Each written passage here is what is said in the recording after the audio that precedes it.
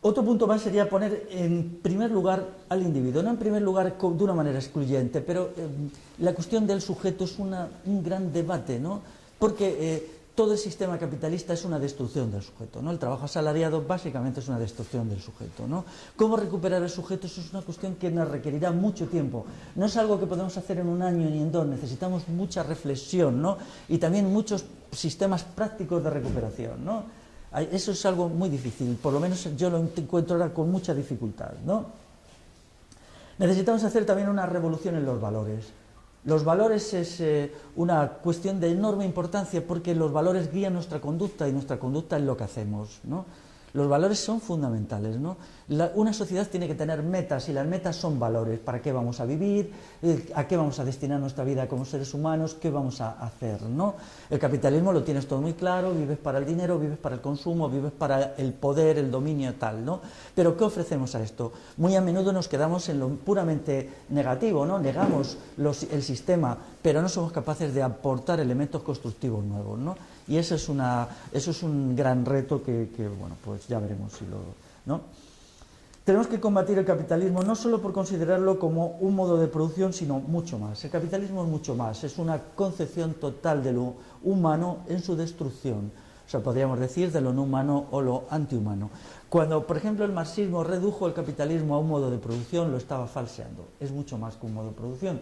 Basta ver cómo es el proceso de una fábrica o una oficina, cómo se vive, qué se hace, entonces te das cuenta que lo que aquello significa es más que la producción de bienes o de servicios, es en realidad la creación de un sujeto que ya no es sujeto realmente, sino un sujeto disminuido, mutilado, que es el sujeto que resulta del trabajo asalariado, ¿no?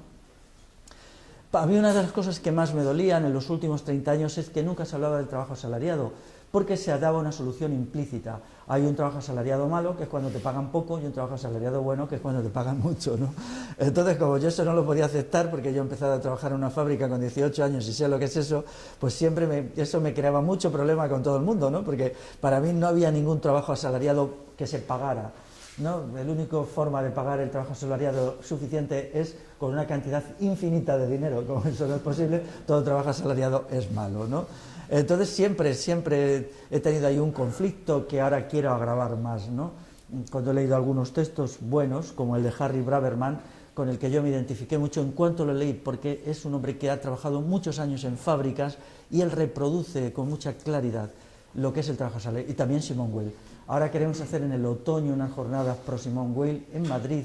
Simone Weil es una mujer genial, ¿no? Y yo quiero... Hay un grupo de mujeres que ha creado un equipo de trabajo y de estudio en torno a Simone Weil. No tengo aquí la dirección, pero quizá en internet podéis conectar con ellas. Y yo ya me ofrecí para si querían contar conmigo en las jornadas que van a hacer por Simone Weil. Entonces, otra idea esencial es que las ideas y los ideales tienen que estar muy delante de los intereses.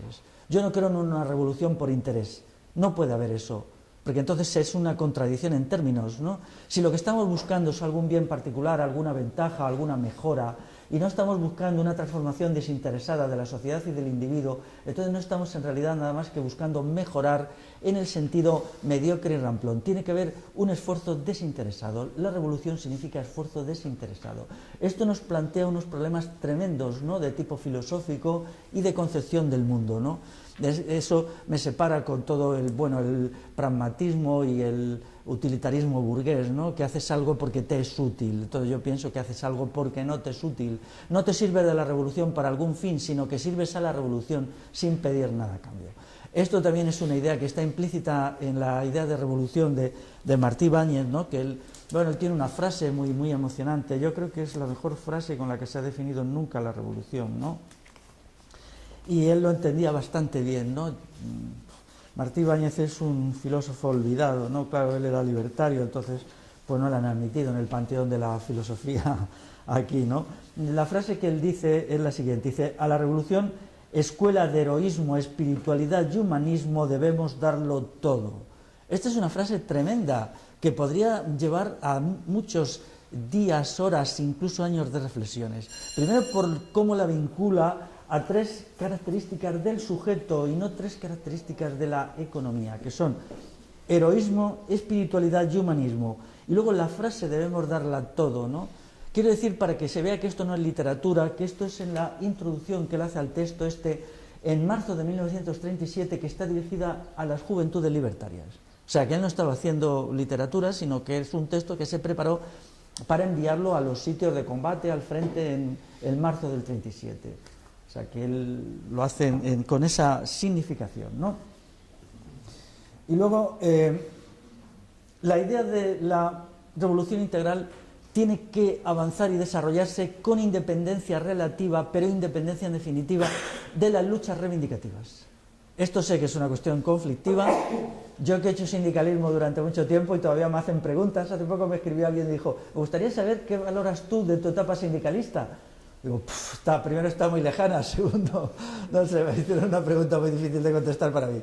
Pero yo que he vivido eso, creo que la transformación de la sociedad y el desarrollo del factor consciente no puede depender de las luchas reivindicativas, porque las luchas reivindicativas pueden convertirse en un callejón sin salida. Tenemos que romper las luchas reivindicativas. Bueno, y en último lugar, ya lo he dicho antes, si no hay una incorporación de la mujer con todo un proyecto de autonomía total de las mujeres en la visión y proyecto de la revolución integral, tengo la completa convicción que este proyecto no puede avanzar. Se quedaría ahí como un proyecto tirado en el suelo que no tendría continuidad, ¿no? Por eso, en parte, está el libro este. Bueno, entonces, la maduración de las ideas de revolución integral exigiría dos tareas fundamentales. Ahora, exactamente ahora, necesitamos crear las ideas y los ideales. Son muy débiles. En el terreno de las ideas somos muy débiles. Y, por lo tanto, no podemos desarrollar la batalla de las ideas con la fuerza necesaria. Ahí tenemos un gran inconveniente respecto al sistema. El sistema sigue siendo potente, aunque está bastante debilitado. El sistema argumentalmente se ha debilitado mucho en los últimos 10 años. Y en segundo lugar, las ideas y los ideales solo se pueden desarrollar por medio del conflicto y la lucha. Esto tiene que ser así, porque no hay otra manera. Es decir, aquí hay ideas fosilizadas que tienen mucho tiempo de existencia. Por ejemplo, todo el ideario socialdemócrata, que está tan desarrollado, entonces ellos no se van a echar atrás porque tengamos unas poquitas ideas. La lucha será fuerte y abarcará muchos terrenos. Bueno, respecto a las metas de revolución integral lo estableceré en 9 puntos. En primer lugar, tiene que ser una revolución social, en el sentido clásico del término. Es decir, tiene que extinguir la tiranía del capitalismo como ha sido constituido. Hoy es mucho más funesto que hace muchísimo, más que hace 100 años, incluso más que hace 30 años. El capitalismo se ha convertido en una espiral de destructividad creciente, no solo para lo medioambiental, sino para lo humano. Esto es una cuestión que debería explicarse. En segundo lugar, tiene como meta la realización de una sociedad libre. Para mí la libertad tiene como fundamento último la libertad de conciencia y la libertad de expresión. Una sociedad libre con libertad de conciencia, eso sí que es una gran revolución. Ni siquiera sé yo bien cómo podría hacerse, pero estoy completamente convencido. Creo que no puede haber un desarrollo del humano y seres humanos de calidad sin que haya una sociedad libre en el terreno más profundo, que es la libertad interior del sujeto para pensar. El sujeto tiene que conquistar la libertad de pensar y hacer su propio mundo interior, no solamente el mundo reflexivo, sino el emocional y el volitivo. Eso tiene que ser así. ¿Cómo hacerlo? Bueno, tenemos enfrente a la sociedad del adoctrinamiento, de la publicidad, de la propaganda, de la manipulación. Ahí está el conflicto. Pero luego también tiene que ser una sociedad liberada de los instrumentos totalitarios como es el parlamentarismo. No puede ser una sociedad parlamentarista ni partitocrática, tiene que ser una sociedad autogobernada por asambleas. Aquí tenemos una gran batalla que librar. Ahora mismo, desde muchos sectores se está diciendo que un nuevo parlamentarismo sería una solución. Esta batalla será muy dura, ya lo veréis, y nos machacarán la gente que estamos contra todas las formas de parlamentarismo. Y tenemos que librarla en los próximos años. Y es una batalla estrictamente política. Ahí, bueno, saldrán muchas cosas ahí. Esto significa, claro, que nosotros aspiramos a una sociedad en donde la sociedad se autogobierna a sí misma y no sea gobernada por el Estado. El Estado no tiene legitimidad porque es una excrecencia de la sociedad que se encarga la tarea, que nadie la le ha admitido de gobernar a la sociedad. No es el gobierno quien gobierna a la sociedad, sino es el Estado. El gobierno es solo una pantalla que se pone, una especie de elemento secundario, ¿no? Luego, para mí es fundamental construir una sociedad de la verdad, no en el sentido de que posea las verdades, sino en la que la verdad tenga la posibilidad de realizarse. La verdad como la libertad nunca pueden existir del todo. Su modo de existencia es siempre finita, la libertad existirá siempre con formas más o menos graves, esperemos que las mínimas, de opresión, de tiranía, y la libertad existirá siempre junto a su contrario. La verdad quiere decir que es la mentira y el error. Esto es bueno y es malo porque cierra el paso a las utopías, pero es bueno porque exige que el ser humano ahora y dentro de 1000 años, si existe la humanidad, o de 10.000 años, tiene que estar permanentemente movilizado. Una sociedad de la verdad es aquella que la gente está movilizada por la verdad, no tanto que exista la verdad, bueno, no es fácil, ¿no? La verdad no solamente tiene la mentira, sino el error. El error es la forma más común de negación de la verdad. Y el error puede surgir y surge en general de la mejor voluntad. Con la mejor voluntad nos equivocamos constantemente. El error, el equivocarse es parte del humano. Pero también es parte del humano conocerlo, comprenderlo y estar luchando constantemente contra la mentira. No la mentira de los demás, que es más fácil, sino contra la propia mentira.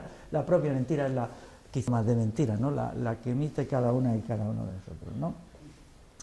Es necesario también crear una economía de producción mínima y consumo mínimo. Esto aquí tiene que haber una ruptura con las utopías obreristas que pretendían crear una sociedad llena de riquezas materiales, ¿no? Esto se ha presentado como inviable, donde se ha intentado, ha sido catastrófico, la Unión Soviética fue una catástrofe, y ahora tenemos que admitir que tiene que ser una sociedad mínima, porque la naturaleza no da más de sí y porque es la única manera de dedicar tiempo a otras cuestiones que no sea la producción. Una vez que hemos descubierto que la tecnología como fuerza productiva básicamente es una mentira, ¿no? Porque la tecnología como producción es una mentira, no crea esa riqueza material que ellos, los entusiastas de la tecnología decimonónicos creían, eso no es verdad, ¿no? Pues tenemos que ajustar el asunto, ¿no? Por lo tanto, orden social en el cual el individuo pueda construirse como un sujeto de calidad y virtud. Pero cuidado, nadie construye a nadie. Tiene que haber la libertad suficiente para que quien quiera se autoconstruya. Es decir, esto no es un régimen paternalista, no vamos a crear una escuela que haga a la gente muy lista. No, tiene que ser una sociedad libre, el que quiera que se autoconstruya y el que no. ¿No? O sea, porque nosotros no podemos hacer, una sociedad futura no tiene que ser una sociedad paternalista, ¿no? Como ahora, por ejemplo, dicen, no, es que el sistema educativo te va a educar. Un momento, y si yo no quiero educarme, ¿qué? No, o sea, además nadie te puede educar, te educas tú o no te educas. Y por tú entiendo no solamente el individuo aislado, sino el conjunto de la gente que nos quiere, o a las que queremos, los amigos, los compañeros y compañeras, todo esto, ¿no? El sistema actual es muy paternalista, ¿no? Es como yo digo, una frasecita, ¿no? Cuando dicen, no, es que el Ministerio de Igualdad va a liberar a las mujeres. Y yo digo, vamos a ver, paternalismo suena casi igual que patriarcalismo, O sea, y se parece muchísimo, Entonces, vamos a ver si dejamos. Nosotros tenemos que crear una sociedad en la cual la iniciativa individual y la libertad individual y de los grupos y los colectivos que se vayan constituyendo de una manera por propia voluntariedad sea la máxima, ¿no? Pero bueno, hay muchas maneras de entender lo que es educarse, autoeducarse, y una sociedad del futuro tiene que ser una sociedad de la libertad, en donde haya un gran juego de la libertad y haya diversas opciones, ¿no?